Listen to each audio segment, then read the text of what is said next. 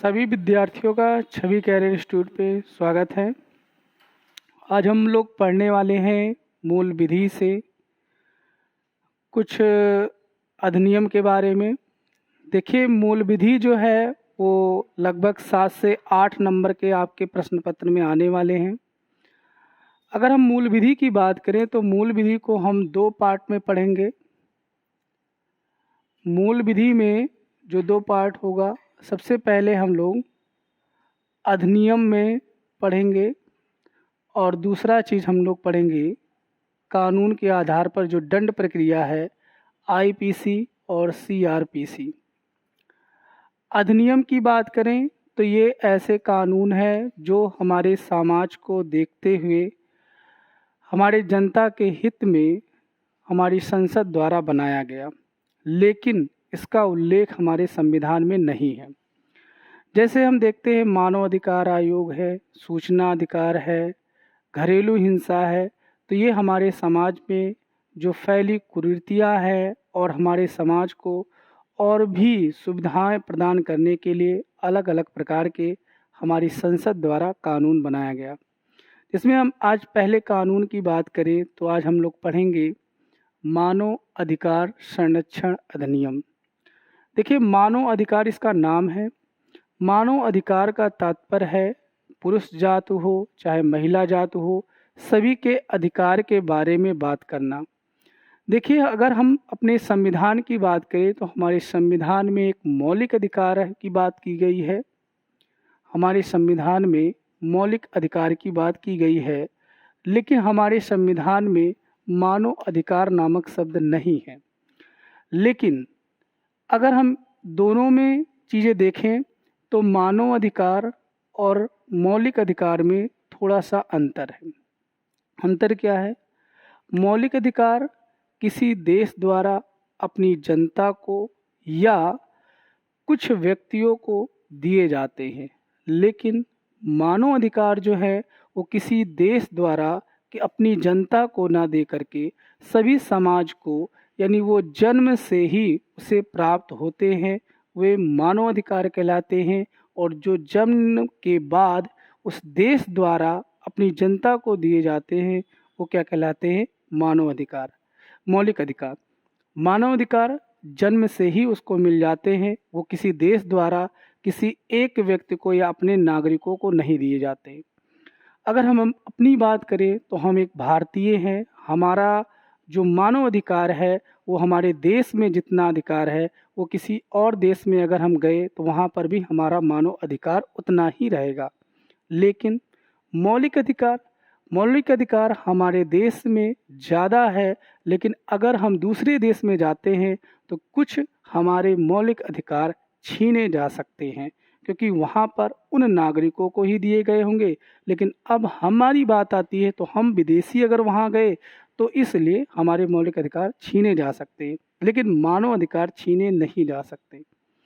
अगर हम मानव अधिकार की बात करें तो मानव अधिकार संरक्षण अधिनियम, यानी मानव अधिकारों को जो उनके अधिकार थे उनको संरक्षित करने के लिए बहुत सारे कानून बनाए गए। अगर हम विश्व में पहली बात करें तो सबसे पहले इतिहास की बात करें तो विश्व में सबसे पहले मानव अधिकार की बात करने वाला देश इंग्लैंड था। इंग्लैंड ने 15 जून 1215 ईस्वी में वहाँ का एक राजा था जिसका नाम था किंग जॉर्ज। ये राजा अपनी जनता, यानी जो वहाँ पे जो जमींदार लोग थे, उनको मन माना टैक्स जो बढ़ा देता है। जिस प्रकार वहाँ के जमींदार उसका विरोध करते हैं, जब उसका विरोध करते हैं तो उनको ये राजा मार काट करके उन्हें जेल में जबरियन जो है बंद कर देता है, कैद कर देता है।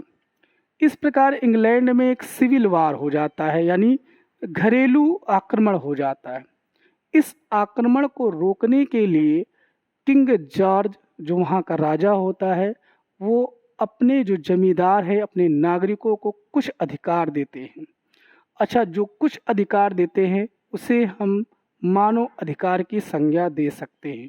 इस प्रकार विश्व में सबसे पहले मानव अधिकार देने वाला देश कौन सा था? इंग्लैंड था। और उसने कब दिया? 1215 ईस्वी में। लेकिन अगर हम विश्व की बात करें, लिखित तौर की बात करें, तो हम जानते हैं सभी देश एक संघ द्वारा जुड़े हैं जिसका नाम है संयुक्त राष्ट्र संघ। संयुक्त राष्ट्र संघ, संयुक्त राष्ट्र संघ द्वारा पहल कब की गई? तो संयुक्त राष्ट्र संघ द्वारा, देखिए, संयुक्त राष्ट्र संघ द्वारा 1946 ईस्वी में मानव अधिकार को संरक्षण करने के लिए एक मानव अधिकार, यानी जो सभी लोगों के लिए है, उनके लिए एक समिति बनाई गई, यानी मानव अधिकार संरक्षण के लिए एक समिति बनाई गई। उस समिति के अध्यक्षता जो थी, उनका नाम था एलेनोर रूजवेल्ट। उस समिति की अध्यक्षता बनती हैं और उनके द्वारा, उस समिति द्वारा जो एलेनोर रूजवेल्ट अध्यक्षता जो बनती हैं, उनके द्वारा मानव अधिकार को लेकर एक प्रारूप तैयार किया जाता है। उस प्रारूप में 30 अनुच्छेद होते हैं, हम कह सकते हैं 30 प्रकार के कानून होते हैं। ये जो एलेनोर रूजवेल्ट हैं, इनके द्वारा एक प्रसिद्ध वाक्यांश कहा गया है, उस वाक्यांश का नाम है, या उस वाक्यांश को जो कहा गया है वो कहा गया है, सभी पुरुष समान जन्मे हैं। लेकिन सभी पुरुष समान जन्मे हैं ये कहा गया, लेकिन हुआ क्या कि उसी मानव अधिकार संरक्षण जो समिति संयुक्त राष्ट्र संघ द्वारा 1946 ईस्वी में बनाई गई थी, उसी में एक सदस्यता होती हैं जिनका नाम है हंसा मेहता। हंसा मेहता भारतीय थी।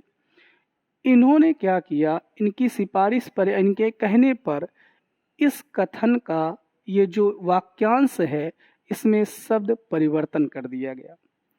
इसलिए क्योंकि इन्होंने कहा कि इस कथन से, इस वाक्य से केवल पुरुष जाति का ही बोध होता है, लेकिन महिलाओं का नहीं। इस प्रकार जिस जगह पुरुष लिखा था, उनके हस्तक्षेप करने के बाद इसे लिख दिया गया, सभी मानव समान जन्मे हैं। तो एक बार क्वेश्चन यूपीएसआई में आ भी चुका है, सभी मानव समान जन्मे हैं, ये किसके हस्तक्षेप के बाद लिखा गया? तो उसका नाम है हंसा मेहता। अब क्या होता है कि इस समिति के द्वारा जो प्रारूप तैयार किया जाता है, उसमें जो 30 अनुच्छेद होते हैं, इसको लेकर एक बैठक होती है। वो बैठक पेरिस में होती है। पेरिस में सभी देशों को बुलाया जाता है और उस समय जो देश उपस्थित होते हैं वो होते हैं कितने? 58 देश उपस्थित होते हैं। यानी 58 देश उपस्थित नहीं होते, 58 देश संयुक्त राष्ट्र संघ के सदस्य होते हैं। सभी को न्योता दिया जाता है, यानी सभी को बुलाया जाता है, 58 देशों को। और उस समय जब 58 देश उस प्रारूप पर हस्ताक्षर करते हैं, तो वो तारीख होती है 10 दिसंबर 1948। और 10 दिसंबर 1948 को उस पर सिग्नेचर करने के बाद यह मानव अधिकार जो है वो अंतर्राष्ट्रीय लेवल पर जारी हो जाता है। इसीलिए हम लोग हर वर्ष 10 दिसंबर को मनाते हैं अंतर्राष्ट्रीय मानवाधिकार दिवस। अब अंतर्राष्ट्रीय मानवाधिकार दिवस किस तारीख को मनाया जाता है? तो वो तारीख होती है 10 दिसंबर। अगर भारत की बात करें तो 1991 ईस्वी में पेरिस में ही एक सम्मेलन होता है। अब पेरिस में एक सम्मेलन के दौरान कुछ मसौदे तैयार किए जाते हैं, कैसे कोई भी देश अपने यहाँ पे मानव अधिकार संरक्षण के लिए कोई संस्था का निर्माण करेगा। अब इसी के विचारवश भारत भी अपने यहाँ पर 1993 ईस्वी में यह कानून लेके आता है और इसका नाम रख दिया जाता है मानवाधिकार संरक्षण अधिनियम 1993। यानी मानवाधिकार संरक्षण अधिनियम 1993 भारत लेके आता है। और ये किसके सिफारिश के तौर पर? 1991 में हुए पेरिस समझौते के तौर पर। तो अब हम देखेंगे कि मानवाधिकार संरक्षण अधिनियम भारत का ये कैसे कार्य करता है। तो जो है भारत की बात करें तो भारत में मानवाधिकार संरक्षण अधिनियम 1993 आया। जो भारत में मानवाधिकार संरक्षण अधिनियम 1993 आया, यह 28 सितंबर 1993 को संपूर्ण भारत में लागू हुआ। संपूर्ण भारत का अर्थ है जम्मू कश्मीर सहित संपूर्ण भारत में लागू हुआ। इस कानून की बात करें तो इस कानून में 8 अध्याय हैं, 8 भाग हैं और 43 धाराएं हैं। इन 43 धाराओं में इन कानून के बारे में उल्लेखित किया गया है। अगर हम बात करें मानवाधिकार संस्था की, तो भारत में 2 प्रकार की संस्था हमारे मानव अधिकार संरक्षण के लिए कार्य करती है। एक केंद्र स्तर की और एक राज्य स्तर की। जो केंद्र स्तर की करती है उसे हम अध्याय 2 के अंतर्गत उसका गठन किया गया है और उसका मुख्यालय नई दिल्ली बनाया गया है।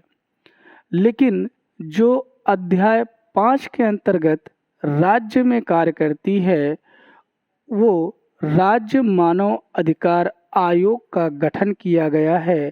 और इसे हम अगर अपने उत्तर प्रदेश की बात करें तो उत्तर प्रदेश की राजधानी लखनऊ में इसका मुख्यालय बनाया गया है। अगर हम केंद्र स्तर की बात करें तो राष्ट्रीय मानव अधिकार आयोग एक वैधानिक संस्था है। वैधानिक का अर्थ है कि इसे लोकसभा, राज्यसभा और राष्ट्रपति के द्वारा स्वीकृति मंजूरी मिल जाने के बाद इस कानून को लाया गया है, लेकिन इसका उल्लेख हमारे संविधान में नहीं है। अगर इसका उल्लेख हमारे संविधान में होता तो हम कह सकते थे मानव अधिकार आयोग एक संवैधानिक संस्था है, लेकिन ये संवैधानिक नहीं है। इसे हम संसद की प्रक्रिया द्वारा अपने देश में स्थापित किया गया है, इसलिए ये एक वैधानिक संस्था है। दूसरी चीज, ये बहुसदस्यीय संस्था है। बहुसदस्यीय का अर्थ है इसमें एक सदस्य ना हो करके एक से अधिक सदस्य इसके मेंबर हैं, सदस्य। राज्य की बात करें तो राज्य मानव अधिकार आयोग भी एक वैधानिक संस्था है और जिसे हम अध्याय 5 के अंतर्गत हर प्रत्येक राज्यों में स्थापित किया गया है। जैसे हम अगर अपने प्रदेश की बात करें तो प्रदेश की राजधानी लखनऊ में इसका मुख्यालय बनाया गया है। अब हम बात करेंगे राष्ट्रीय मानव अधिकार आयोग के बारे में। देखें राष्ट्रीय मानव अधिकार आयोग के बारे में।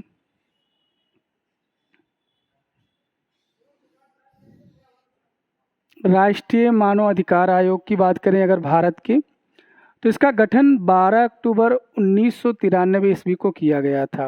और जैसा कि हमने बताया इसका जो मुख्यालय है यानी इसका हेडक्वार्टर है, इसका हेडक्वार्टर नई दिल्ली में है।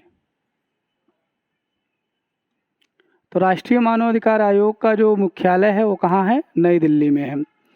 इसके अध्यक्ष की बात करें तो इसके अध्यक्ष HL दत्तू थे और जो कि इस समय इसके वर्तमान में कोई अध्यक्ष नहीं है और 6 महीने से ये खाली पड़ा है। अगर हम प्रथम अध्यक्ष की बात करें तो राष्ट्रीय मानव अधिकार आयोग के जो प्रथम अध्यक्ष थे उनका नाम था रंगनाथ मिश्रा। रंगनाथ मिश्रा राष्ट्रीय मानव अधिकार आयोग के प्रथम अध्यक्ष थे। अगर हम अध्यक्ष की योग्यता की बात करें तो इसके अध्यक्ष बनने के लिए वो सुप्रीम कोर्ट के मुख्य न्यायाधीश होना आवश्यक था, लेकिन 2019 संविधान संशोधन किया 2019 में इसमें यानी मानव अधिकार आयोग संरक्षण आयोग में संशोधन कर दिया गया। उसमें एक चीज़ जोड़ दी गई कि यदि वो मुख्य न्यायाधीश नहीं है लेकिन सुप्रीम कोर्ट का न्यायाधीश है तो उसे राष्ट्रीय मानव अधिकार आयोग का अध्यक्ष बनाया जा सकता है। ये चीज़ नई चीज़ जोड़ दी गई। अगर हम सदस्य की बात करें तो इसके जो सदस्य हैं, अगर हम पहले की बात करें तो 4 इसके स्थायी सदस्य होते थे और 4 इसके पदेन सदस्य होते थे। और ये जो 4 पदेन सदस्य होते थे, अगर हम जोड़े तो कितने सदस्य होते थे? 8 सदस्य होते थे। लेकिन जब 2019 में इसमें संशोधन कर दिया गया तो जो 4 स्थायी सदस्य थे उनमें एक संख्या बढ़ा दी गई, अर्थात 4 जो स्थायी सदस्य थे अब वो स्थायी सदस्यों की संख्या कितनी कर दी गई? 5। यानी आपसे प्रश्न पूछा जाएगा राष्ट्रीय मानव अधिकार आयोग में कितने स्थायी सदस्य होते हैं, तो ये आंसर है 5।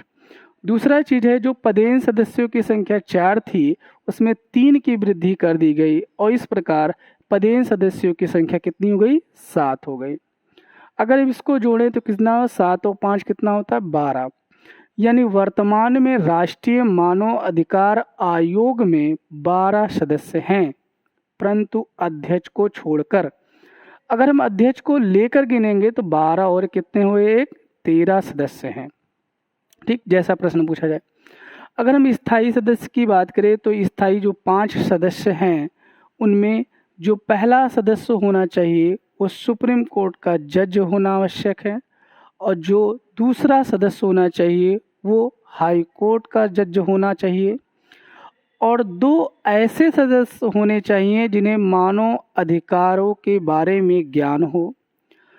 और जब 2019 में एक सदस्य जोड़ दिया गया तो इसमें यह कह दिया गया कि एक सदस्य जो स्थायी तौर पर इसमें रखा जाएगा वह महिला होना आवश्यक है।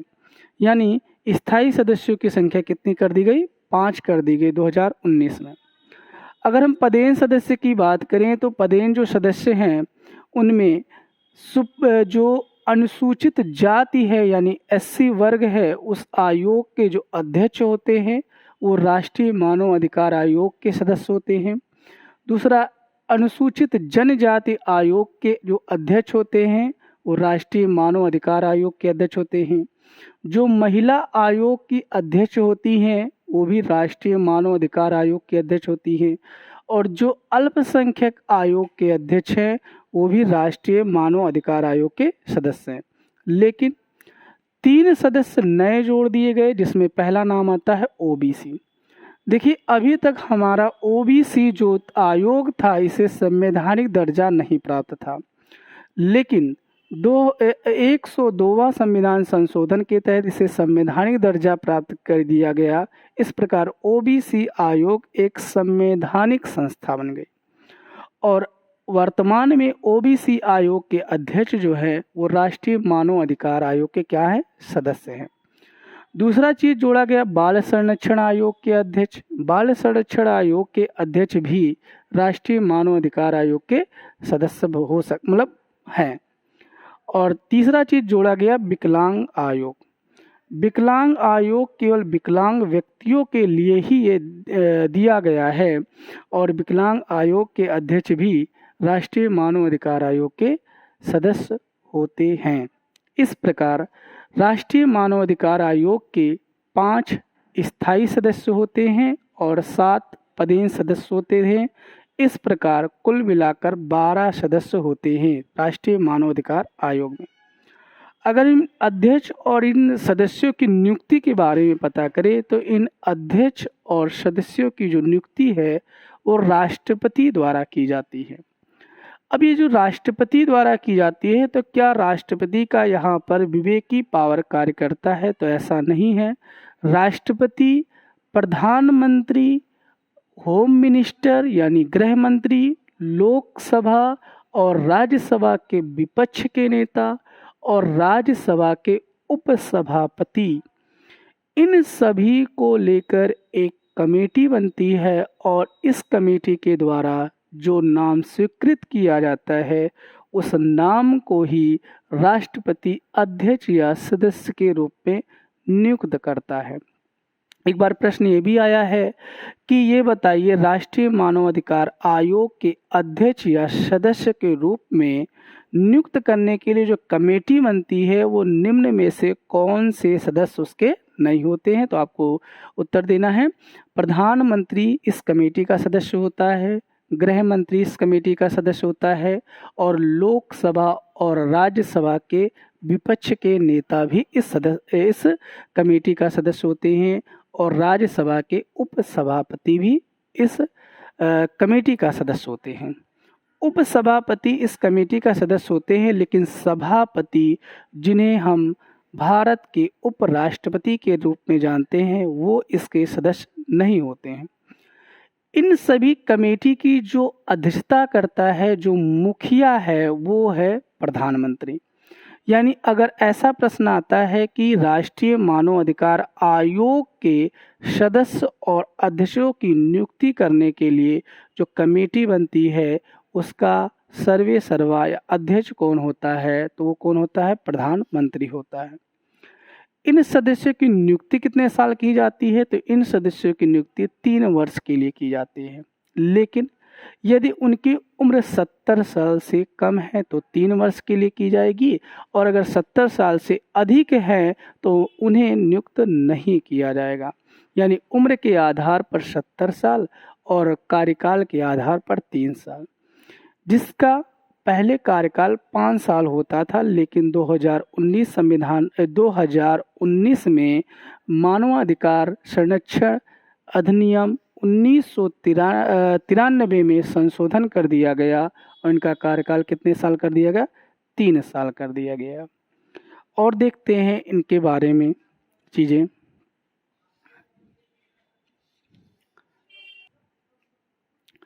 तो राष्ट्रीय मानव अधिकार आयोग के बारे में देख रहे थे। तो राष्ट्रीय मानव अधिकार आयोग का जो वेतन है, भत्ता है और पेंशन है वो केंद्र सरकार के द्वारा दिया जाता है।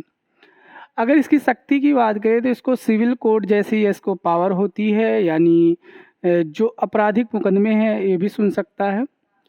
और हटाने की बात की जाए तो ये सवित कदाचार या असमर्था, यानी जब वो कार्य करने योग्य ना हो, दिवालिया हो या पागल हो, ऐसी स्थिति में सुप्रीम कोर्ट की सलाह पर राष्ट्रपति द्वारा इसे हटाया जा सकता है।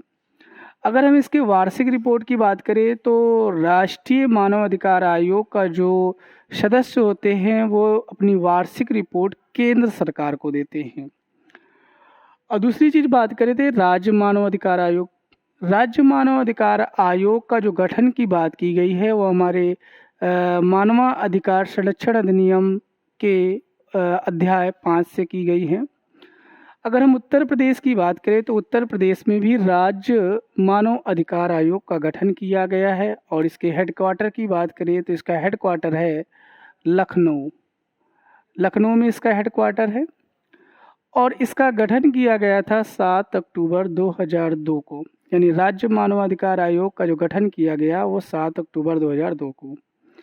ये एक वैधानिक संस्था है और इसे मानव अधिकार संरक्षण अधिनियम 1993 के तहत इसका गठन किया गया। अगर इसके अध्यक्ष की बात करें तो इसका अध्यक्ष जो होना चाहिए वो हाई कोर्ट का मुख्य न्यायाधीश हो, लेकिन 2019 संशोधन के तहत वो हाई कोर्ट का न्यायाधीश हो, यानी हाई कोर्ट का मुख्य न्यायाधीश हो या हाई कोर्ट का न्यायाधीश हो, उसे राज्य मानव अधिकार आयोग का अध्यक्ष नियुक्त किया जाता है। अगर हम वर्तमान की बात करें तो वर्तमान में इसके अध्यक्ष हैं वी.के. नारायण। वी.के. नारायण इसके यानी राज्य मानवाधिकार उत्तर प्रदेश के अध्यक्ष हैं। अगर सदस्य की बात करें तो इसके सदस्य 2 होते हैं। जो पहले सदस्य होते हैं वो हाई कोर्ट के जज हो सकते हैं या डिस्ट्रिक्ट कोर्ट के जज हो सकते हैं, यानी जिला जज हो सकते हैं। दूसरे जो व्यक्ति होते हैं इनकी जो नियुक्ति की जाती है ये जो मानव अधिकार के बारे में जिन्हें ज्ञान होता है उनकी नियुक्ति की जाती है। इस प्रकार राज्य मानव अधिकार आयोग में 2 सदस्य और 1 अध्यक्ष होते हैं। नियुक्ति की बात करें तो इनकी नियुक्ति राज्यपाल के द्वारा की जाती है।